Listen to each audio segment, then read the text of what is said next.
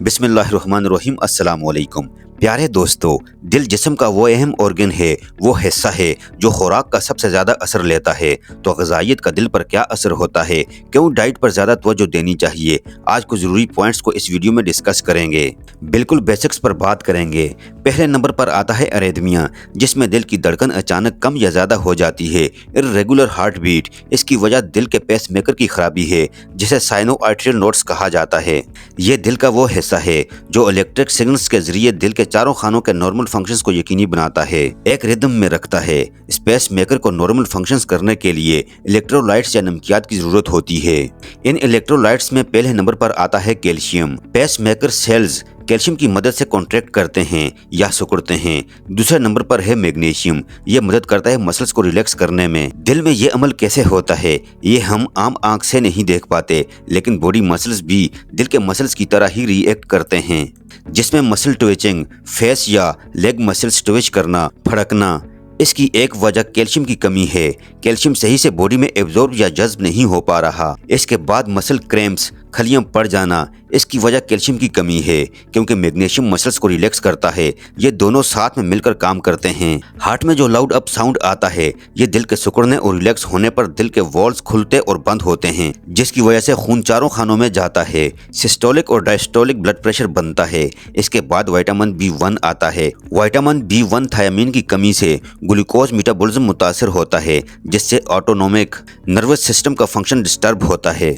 Autonomic nervous system body का वो automatic system है जो हमारे चाहने या न चाहने पर भी अपना काम जारी रखता है। हम इसे खुद से कंट्रोल नहीं कर सकते। ये सिस्टम सांस लेने का अमल, दिल के धड़कने का अमल, हार्ट रेट, बॉडी का टेम्परेचर, खाना हजम होने का अमल, पेशाब का जिस्म से निकलना, ये सब ऑटोनोमिक नर्वस सिस्टम कंट्रोल करता है। तो इसका फंक्शन डिस्टर्ब होने की एक वजह विटामिन B1 थायमीन की कमी है। इसके बाद विटामिन D3 की कमी की वजह से कैल्शियम की कमी हो सकती है, क्योंकि विटामिन D3 कैल्शियम को बॉडी में जज्ब करने में मदद करता है। इसकी एब्जॉर्प्शन 20% तक बढ़ाता है। तो ये कैल्शियम की कमी होगी। और अगर सिस्टम में कैल्शियम ज्यादा हो रहा है तो इसके लिए विटामिन K2 मदद करता है, इसे सिस्टम से निकालने के लिए। यह खून की नालियों और जोड़ों में कैल्शियम के जमने को रोकता है, नालियों में प्लाकिंग को रोकता है। इन दोनों की आपको एक साथ जरूरत है। स्टोमक pH की बात करें तो स्टोमक का एसिडिक रहना जरूरी है। स्टोमक pH अल्कलाइन होने से कैल्शियम बॉडी में ट्रांसपोर्ट नहीं हो पाता। मैदे में तेजाबियत का लेवल कम होने से कैल्शियम मसल्स तक पहुंच ही नहीं पाता। इसलिए अरेथमिया का शिकार लोगों में तेजाबियत का मसला कॉमन है। और यहाँ तेजाबियत का मतलब मैदे में कम एसिड लेवल की वजह से एसिड का बार बार खुराक की नाली में आना, ना कि मैदे में तेजाब बढ़ चुका है इसलिए तेजाबियत हो रही है, ऐसा नहीं है। इसके बाद नैनो बैक्टीरियाज आ जाते हैं। ये खून की नालियों में, गुर्दों में और मुंह में छुपे हुए छोटे छोटे बैक्टीरियाज हैं जो सिस्टम में मौजूद कैल्शियम को अपना घर बनाने के लिए इस्तेमाल करते हैं। ये अपने इर्द गिर्द कैल्शियम से बने छोटे छोटे हाउसेस बना लेते हैं, इसमें रहने लगते हैं। ये इनका सर्वाइवल मैकेनिज्म है। इस तरह ये बॉडी के इम्यून सिस्टम और हमारे खाने जाने वाली एंटीबायोटिक्स से खुद को बचाते हैं, ज़्यादा अरसे तक खुद को जिंदा रख पाते हैं। खून की नालियों में प्लाक जमने की एक वजह ये नैनो बैक्टीरियाज हैं। इसके लिए आप EDTA इस्तेमाल कर सकते हैं। ये सिस्टमिक कैल्शियम और हेवी मेटल से बाइंड करता है, सिस्टम से पुल आउट करता है। अच्छे ब्रांड्स आपको मार्केट में मिल जाएंगे। नेचुरल रेमेडीज में हल्दी, ऑर्गेनिक ऑयल, रोजमेरी ऑयल और जाइलिटोल का इस्तेमाल मुफीद है। इसके बाद बॉडी में सोडियम लेवल्स एक बहुत बड़ा मसला है। सोडियम कम हो जाता है तो आप फिटीक रहते हैं, वीकनेस आती है। सोडियम ज़्यादा हो जाए तो ब्लड प्रेशर बढ़ जाता है, स्पेशली अगर आप डाययूरेटिक्स पर हैं, पानी जिस्म से निकालना चाह रहे हैं।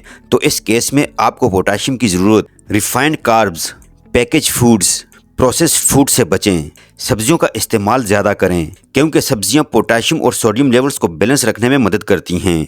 सोडियम लेवल्स का नॉर्मल रहना बहुत ज़रूरी है। इसके बाद एक और मसला जो ब्लड प्रेशर मेडिसिन लेने से आता है वो ये है कि बॉडी में से एक्स्ट्रा पानी जब बाहर निकलता है तो इसके साथ साथ इलेक्ट्रोलाइट्स या नमकियात भी बाहर निकल जाते हैं। और दिल को नॉर्मल फंक्शंस करने के लिए इन्हीं इलेक्ट्रोलाइट्स की ज़रूरत होती है। अपनी बॉडी को हाइड्रेट रखने के लिए आपको इलेक्ट्रोलाइट फ्लूइड की ज़रूरत है, ना कि सादे पानी की। आपको एक ही वक्त में पानी और इलेक्ट्रोलाइट्स के कॉम्बिनेशन की ज़रूरत है। एक बैलेंस बरकरार रखने की ज़रूरत है। इसके बाद इंसुलिन का बढ़ जाना। इंसुलिन रेजिस्टेंस की वजह से मिनरल्स खून की नालियों और दिल के सेल्स तक नहीं पहुंच पाते। खून की नालियों की अंदरूनी दीवार सख्त हो जाती है। नशास्तादार ग़िज़ा, high carbs food, insulin, exercise न करना इंसुलिन स्पाइक की वजह बनता है। इसके बाद विटामिन ई मसल्स को क्रैम्प से बचाता है, जिसे हम खलियां पड़ जाना कहते हैं। क्रैम्प्स की वजह से मसल्स की ऑक्सीजन सप्लाई डिस्टर्ब होती है और यहाँ हम दिल के मसल्स की बात कर रहे हैं। तो जहाँ ऑक्सीजन सप्लाई डिस्टर्ब हुई वहाँ ब्लड सर्कुलेशन डिस्टर्ब हुई और मसल्स अपना काम करना छोड़ देते हैं। इसलिए इस बात को यकीनी बनाइए कि विटामिन ई रिच फूड्स आपकी डाइट में शामिल हैं, जिसमें नट्स, ड्राई फ्रूट्स, मछली, देसी घी, सब्जियों में पालक, ब्रोकली ये सब शामिल हैं। प्यारे दोस्तों, ये थी हमारी आज की वीडियो। आई होप कि वीडियो आपको पसंद आई होगी। अगर वीडियो आपको पसंद आई है तो वीडियो को लाइक कीजिए। अगर आप हमारे चैनल पर नए हैं तो चैनल को ज़रूर सब्सक्राइब कर लीजिए और साथ लगे बेल बटन को भी प्रेस कर लीजिए। अपना बहुत सारा ख्याल रखिएगा। अल्लाह हाफिज़।